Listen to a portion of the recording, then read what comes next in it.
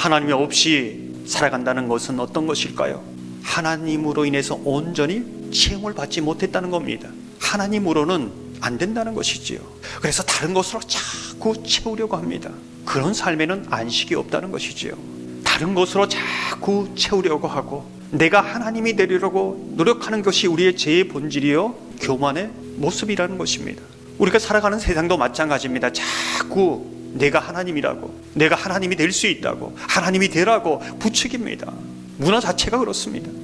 거기에는 안식이 없다는 것이지요. 하나님께서 주시는 안식은 어떤 것인가? 하나님 없이 사는 삶이 아니라 하나님이 함께 하셔서 하나님이 주의 모든 원수를 막아주는 것, 그것이 안식입니다. 내가 하나님이 되려고 하는 삶은 어떨까요?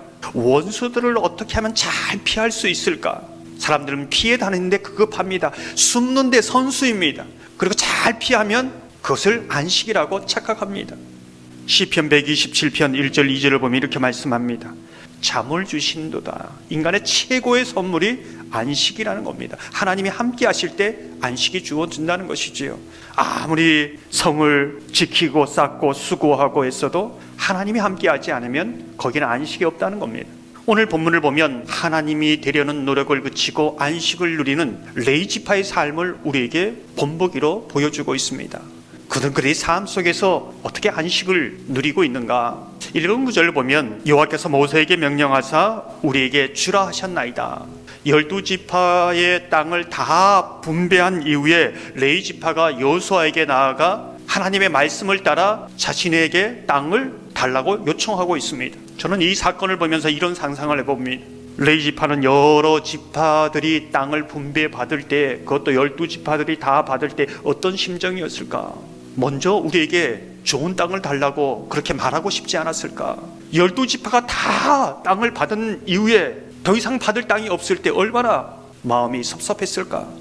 하지만 레위지파는 오늘 말씀처럼 자신의 감정대로 행하는 것이 아니라 하나님의 감동을 따라 말씀대로 반응하고 있다는 것입니다. 그게 레위지파의 안식의 모습입니다.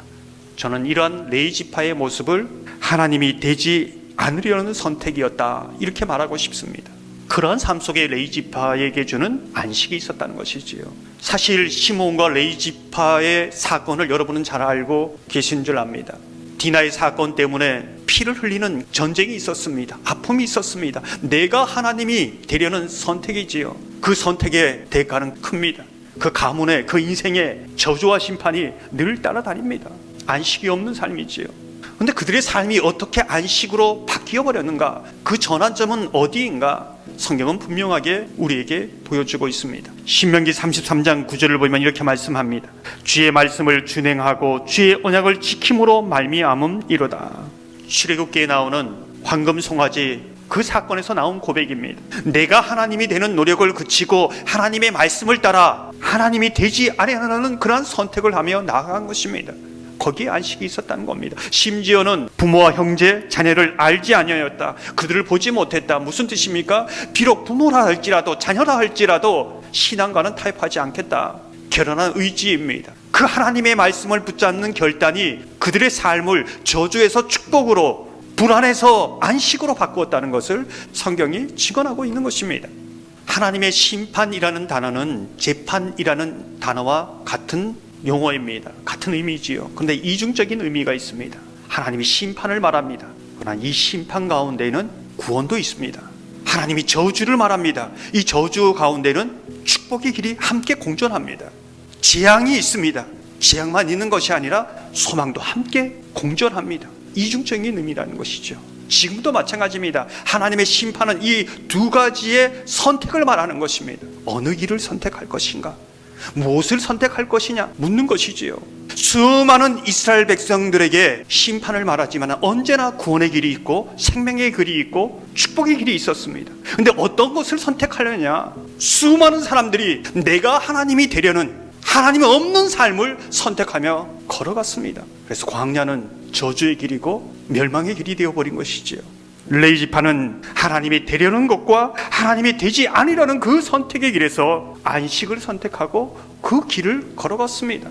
오늘 이 레이지파를 삶을 통해서 수없는 이 선택의 과정 속에서 어떤 길을 걸어갈 거냐? 심판만 보고 갈 거냐? 저주만 보고 갈 거냐? 고난만 보고 갈 거냐? 아니면은 그 속에서 하나님이 보여주시는 축복의 길을, 소망의 길을 걸어갈 것이냐? 묻고 계시는 것이지요. 사랑하는 성도 여러분, 하나님의 말씀을 따라 하나님이 되지 않으려는 선택을 결단하며 나아가시기를 소망합니다. 그래야 여러분의 삶이 어떠한 상황에 있든지 저주가 축복이 되고 재앙이 소망이 되는 하나님이 주시는 안식을 누리는 복된 삶이 되시기를 주님의 이름으로 축원합니다.